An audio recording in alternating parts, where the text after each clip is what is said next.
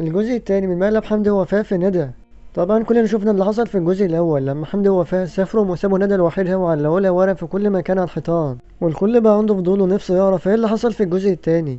تابع الفيديو للنهايه وانا هقول لك ايه اللي حصل بالظبط.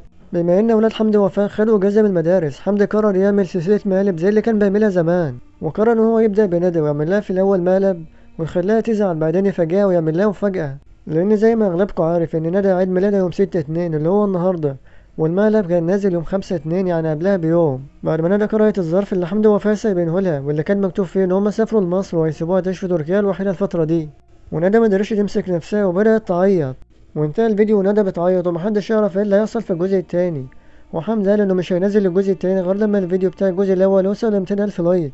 زي ما انا قلتلكم بنسبة 100% ان الجزء التاني عبارة عن حفلة لعيد ميلاد ندى.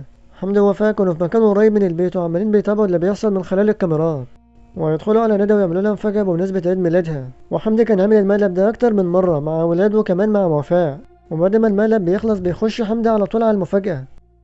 وبكده نكون وصلت الفيديو، متنساش تشترك في القناة وتفعل زر الجرس وتعمل لايك للفيديو ليصلك كل جديد.